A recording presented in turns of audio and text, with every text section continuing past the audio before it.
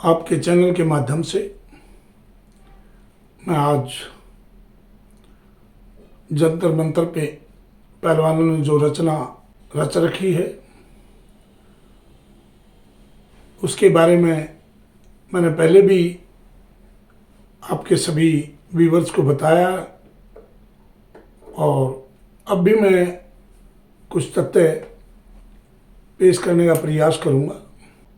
पिछले 4 महीने से लगभग सोशल मीडिया के माध्यम से बहुत सारे लोगों ने इस प्रकरण को देखा होगा, सुना होगा, मगर आज तक ये पहलवान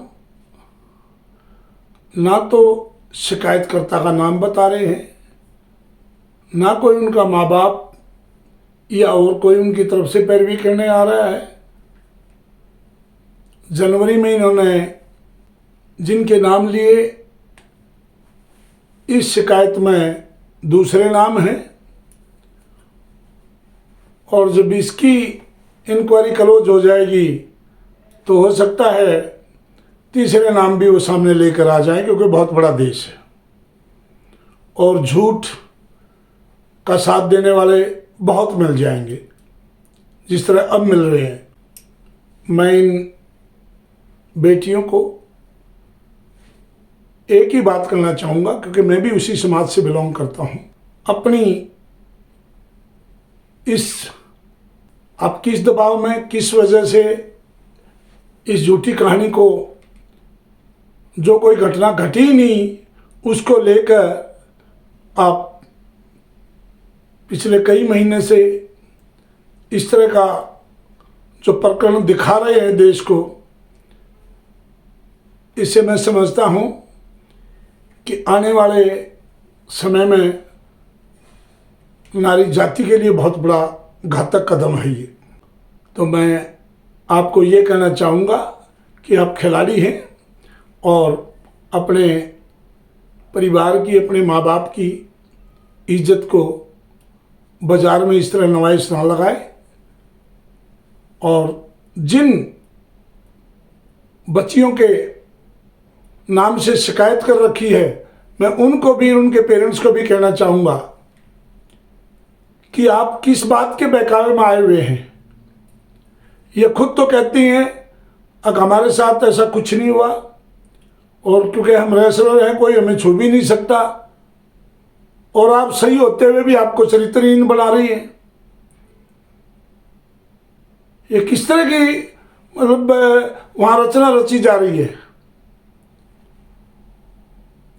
तो मैं उन लड़कियों के पेरेंट्स से भी ये कहना चाहूँगा, आपकी बच्चियाँ हैं, कल ना आपको इन झूठी बातों में आके शर्माना पड़े, छुपाना पड़े, क्योंकि कभी भी झूठ ज़्यादा लंबे समय तक नहीं रहती और ये रेत की बनाई हुई दीवारों पे कभी महल खड़े नहीं होते। सबको पता है कि झूठ आज से नहीं, पिछले 4 महीने से चलाई जा रही है। ये हमारे देश के कानून की कमी है, चाहे पोस्को हो, चाहे दहेज का है या सोशल हरेसमेंट, सेक्सुअल हरेसमेंट का है। ये लेडीज़ के लिए ज़्यादातर पिछले कई सालों से मिसयूज के लिए काम आ रहा है। इस कानून के तहत लाखों आदमी परेशान हुए हैं, यातनाओं के शिकार हुए हैं और जगह जगह उन्होंने जवाबदारी दी। रही बात भाई बजरंग की, मेरी तो ये समझ में नहीं आया, वो पहलवान है, अपनी पहलवानी करे, ये किस बात की ठेकेदारी ले रखी है और किसने उसको ये सौंपी है। ना उसकी कोई बहन बेटी है शिकायतकर्ता में से, तो किस बात की ये यहाँ जंतर मंतर पे बैठ के रोजाना प्रचार कर रहा है और सभी खापों को, सभी खिलाड़ियों को, सभी पार्टियों को वहाँ बुला रहा है। कभी प्लेयरों को बुला रहा है, वहीं प्रैक्टिस करेंगे, फिर सभी विभिन्न विभिन्न पार्टियों के आदमी वहाँ आ रहे हैं, राजनीति का खड़ा बना रहा है। चलो ये तो अच्छी बात है कि वो अच्छी तरह बोलना सीख जाएंगे, तो फिर हो सकता है कॉन्ट्रैक्ट पे कहीं किसी पार्टी के साथ जाना शुरू कर देंगे प्रचार करने के लिए। पहलवानी तो क्योंकि आगे करनी नहीं उन्होंने, क्योंकि ये तरीका ही नहीं है पहलवानी करने का, और ना ही उनका इरादा है। कभी वो कहते हैं पहले 160 का बयान आज तक उनका हुआ नहीं है। आपको पता होना चाहिए बजरंग भाई, जिनके ऊपर आपने शिकायत करी है उनका 164 के बयान नहीं होते। और रही आपके टेस्ट की बात, वो आपके लिए उन्होंने हानि किया था, वो तो उन पंचायतों ने जो वहाँ बात कही थी उनकी इज्जत रखने के लिए, क्योंकि उनके साथ सच्चाई है, इसलिए उन्होंने कहा था कभी भी करवा सकते हो, क्योंकि उनको पता है अपने कर्मों पे और अपनी सच्चाई पे। इसलिए उन्होंने कहा है अगर आप नार्को टेस्ट करवा सकते हैं, मगर ना पंचायत के हाथ में है ना आपके हाथ में है। वो पुलिस प्रशासन लिखेगा, आईओ की ड्यूटी होती है, वो कोर्ट में लिखेंगे, और तभी उसका हो सकता है। वो भी जब सिर्फ एक ही हालात में कि शिकायतकर्ता के पास अगर कोई तथ्य है और उन तथ्यों के आधार पे जिनके ऊपर शिकायत करी गई है, अगर पुलिस को ये लगे कि भाई हमारे सामने सच्चाई नहीं बोल रहे हैं, उस कंडीशन में वो कोर्ट को रिक्वेस्ट करी जाती है। आपको इस बात का पता होना चाहिए। रही बात, मैंने कई बार आपके बयान सुने हैं, आप एक खिलाड़ी हो और इस 12 साल के जीवन में नेताजी के टेन्योर में आपने मेरे ख्याल में 1000 बार उनके पैरों का हाथ लगाया होगा। तो आज क्या उनके पैरों के नीचे की मिट्टी इतनी खट्टी होगी? वो आपके बाप की उम्र के हैं, कम से कम अमर्यादित भाषा ना बोलें। वो कुश्ती संघ के अध्यक्ष हैं, 6 बार के सांसद हैं और उम्र में आपके बाप के समान है। और पता नहीं कितनी रहमत रही होगी, कितना आपके ऊपर आशीर्वाद दिया होगा उन्होंने, ये आप जानते हो। आपकी ये जो बेबुनियाद मांग, निराधार मांग है, आपने किसी भी मैदान में जाना, आप राजनीति में जाओ, बिजनेस में जाओ, मगर इतनी ओछी बातों का सहारा लेके ना जाइए। आपने कुश्ती छोड़नी है, छोड़ दीजिए, कोई फर्क नहीं पड़ता। आपने धरने पर रहना है, चाहे साल भर रही है, उससे भी कोई फर्क नहीं पड़ता किसी को, मगर इतनी हल्की बातें तो ना करिए। जो घटना घटी ही नहीं उसके बारे में आप देश को बुला रहे हो, आ जाओ आ जाओ, हमारा साथ दो, हमारे को 28 जन हो गए, हम यहाँ बैठे हैं। भाई किसने कहा था आपको यहाँ बैठने के लिए? क्यों आके बैठे थे? आप अपनी पहलवानी करो, अपना काम करो। किसी आदमी के ऊपर कोई आपके माँ बाप पे झूठा दोष लगाए तो आपके ऊपर कैसी गुजरेगी? भारतीय कुश्ती संघ के अध्यक्ष ने, आपने भी और पूरे देश ने पता है, अब जो उन्होंने कुश्ती के लिए किया है शायद ही को कर पाए। पीछे तो किसी ने किया ही नहीं था, आगे भी कोई शताब्दी लग जाएगी ऐसा काम करने वाला अध्यक्ष मिलने के लिए। आपने कुश्ती का, मतलब मैं ये कहना चाहूँगा, अब कितनी पीछे धकेल दी है। अब हरियाणा के हजारों पहलवान आपको, आपका नाम लेते हुए भी डरेंगे। ये जो आप कर रहे हो, इसका हर्जाना आने वाली पीढ़ी अगले 5-7 सालों तक बढ़ती रहेगी, और क्या पता उसके बाद भी ये कुश्ती ना सुधर पाए। और रही बात इन बेटियों की, हमारे हिंदुस्तान में हमने औरतों की सती प्रथा तो देखी थी, जो अपने धर्म के लिए, अपनी संस्कृति के लिए, अपने परिवार के लिए सती होती तो देखी थी, मगर अपनी इज्जत की नुमाइश करती तो हमने पहली बार देखी है, और वो भी हमारे समाज की। मैं तो अनुरोध कर सकता हूं उन बेटियों से, अगर वो अपने घर जाएं और इतनी छोटी बातों का सहारा ना लें, और बाद में उन्हें भी शर्मिंदा होना पड़े। अब रही बात हमारी खापों की,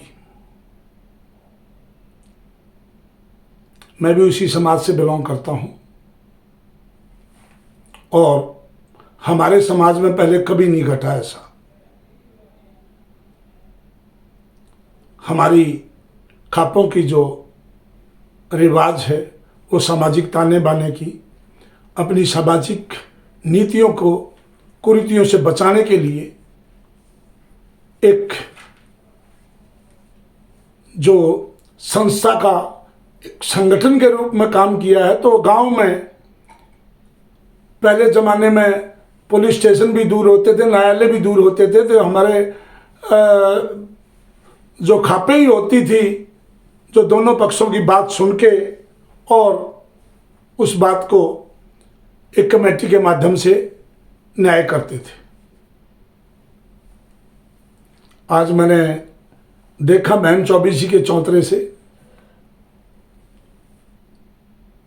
मेरी ये समझ में नहीं आई, हमारे बुजुर्गों ने सिर्फ एक 3 बच्चों की बात सुन के और अपना फरमान भी सुना दिया, चिट्ठी भी पाड़ दी और कानून भी बता दिया कि नार्को करो और 28 को हम संसद घेरेंगे। आपके विचार सरकार के विपरीत हो सकते हैं। आप अपनी किसानी के लिए सही रास्ते के लिए, सही मांग के लिए भी मांग कर सकते हैं, मगर आप एक ऐसे समाज से बिलोंग करते हैं, आप हमारे बुजुर्ग हो, हमारे प्रेरणा स्रोत हो। कम से कम अपनी इस पगड़ी की गरिमा को संभाल के रखो और बगैर सोचे समझे, बगैर सच्चाई तक जाए इस तरह के फैसले ना लो जिससे आप लोगों की गरिमा कम हो। आप स्वयं में उम्र और तजुर्बा ही नहीं, आप बड़े मर्यादित आदमी हो और हमारे लिए एक इस तरह के उदाहरण दो, अब हम अपने पूर्वजों पर घमंड करें।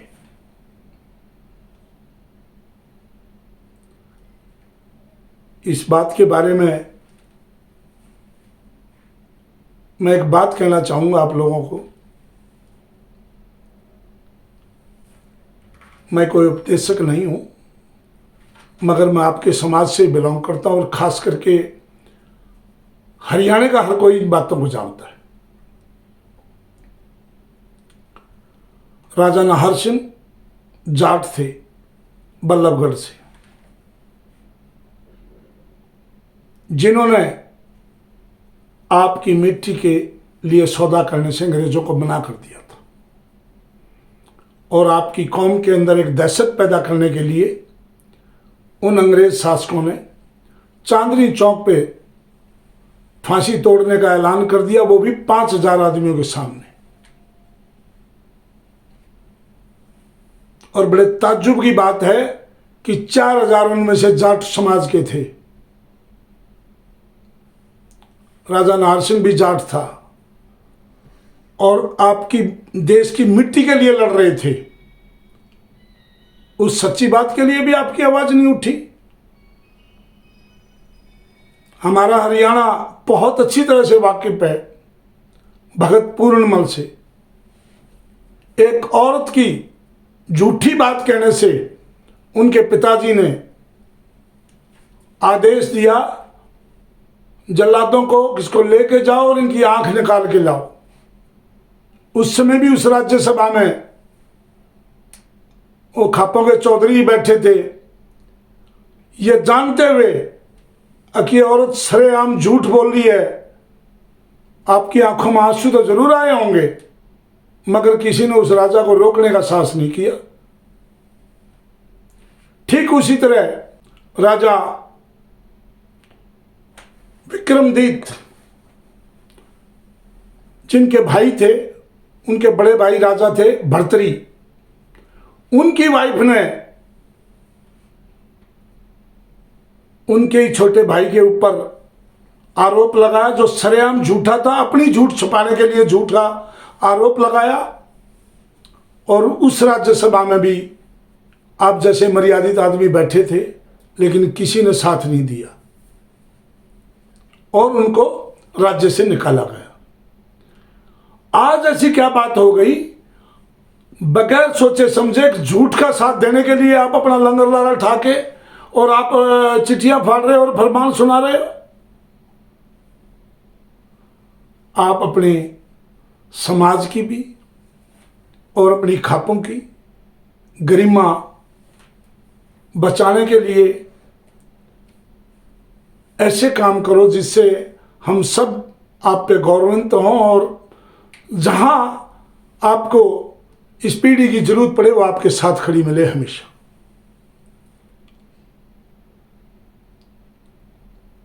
इन लड़कियों को आप भी आदेश दे सकते हो अपने घर जाने के लिए।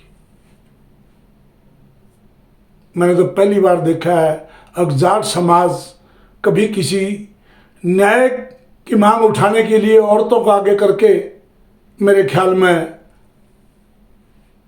हमने तो ऐसा देखा नहीं कभी। आप अपनी पहचान को ज़्यादा धूमिल करोगे तो आपकी ही नस्लें दुखी होंगी, हम सब दुखी होंगे।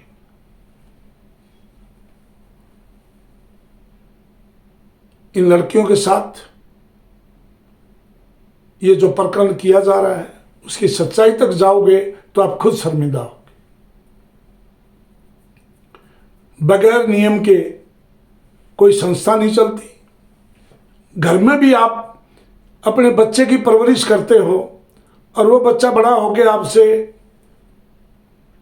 आपके घर के विपरीत, आपके संस्कारों के विपरीत काम करता है तो आप उसको बेदखल कर देते हो, घर से भी अलग कर देते हो।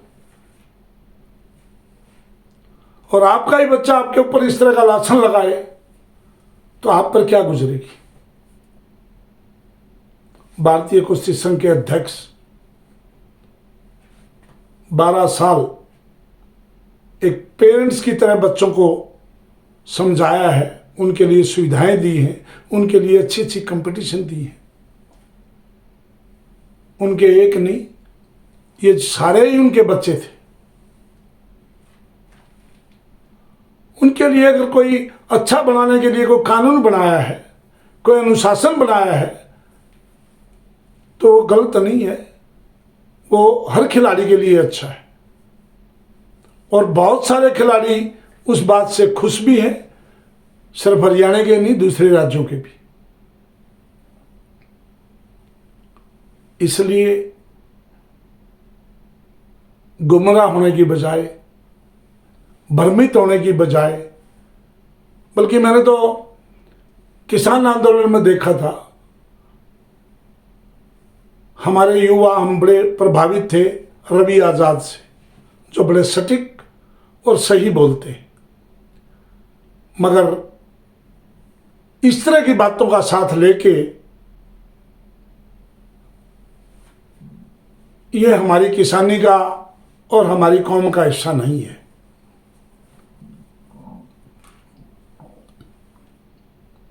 पहले सच्चाई को जान ले, उस मुद्दे को जो उठा रखा है वो कितना सही है।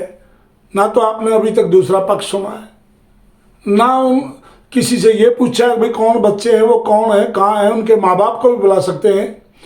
और मैं आपको एक और चीज़ बताना चाहूँगा, इन 3 आदमियों की तो बात सुन ली आपने। न्यायालय भी है देश में और हजारों केस नहीं लाखों केस दंडित भी किए गए हैं, उम्र कैद तक भी हुई है और फांसियां भी हुई हैं। तो यही प्रशासन और यही न्याय प्रणाली न्याय देती है। लेकिन उसमें कुछ सच्चाई, कहीं कोई तथ्य, कहीं कोई प्रूफ पेश किया जाए जब भी पुलिस आगे कार्रवाई कर सकती है, जब भी न्यायालय कार्रवाई कर सकता है। मैं तो जो शिकायत करता बेटियां हैं उनके माँ बाप को भी यही कहूँगा, अपने बच्चों के उज्जवल भविष्य को इस तरह ना भ्रमित होने दें और उनको सही वास्ता और रास्ता दिखाएं और उनको अपनी प्रैक्टिस करने दें। जिस तरह का प्रकरण ये चल रहा है, कोई भी पेरेंट्स अपने बच्चों को, खास करके लड़कियों को, किसी भी खेल में नहीं भेजेगा।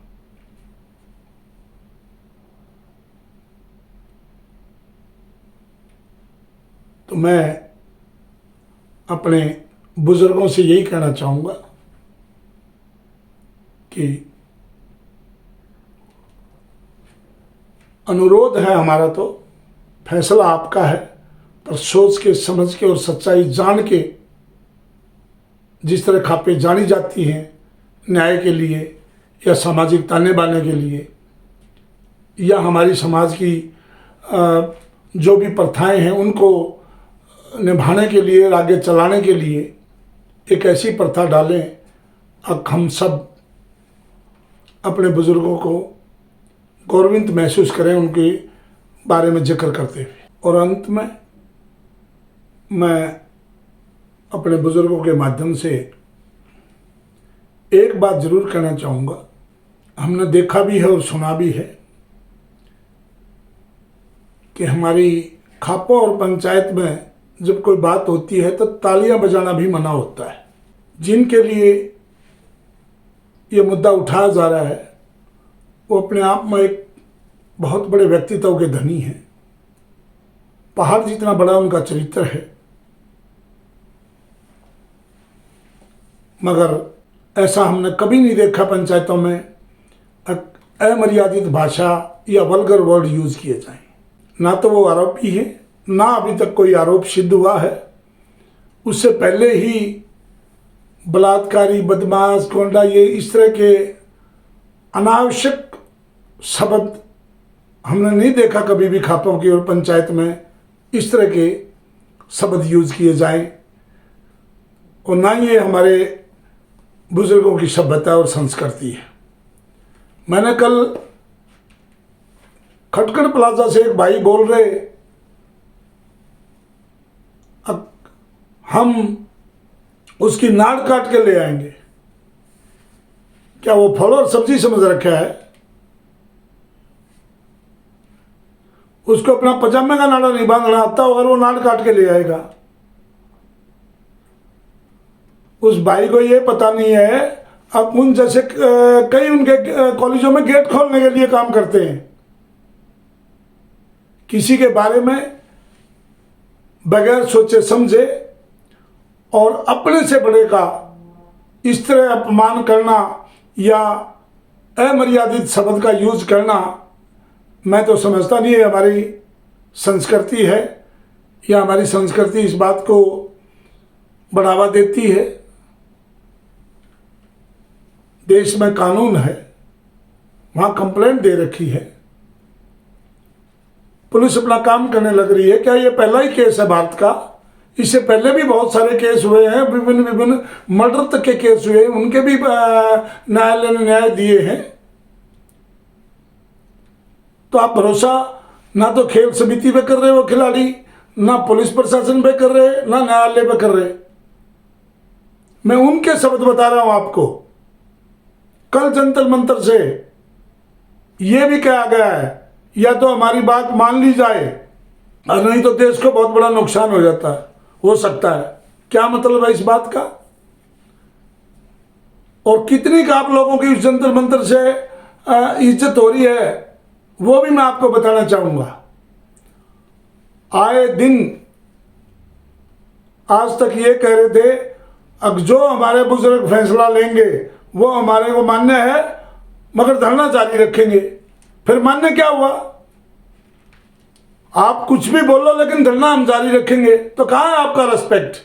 ये तो कुछ नहीं, आप लोगों को भी भीड़ दिखाने के लिए वहां बुलाया जा रहा है, चाहे कोई भी आओ, उन सबको बुलाया जा रहा है।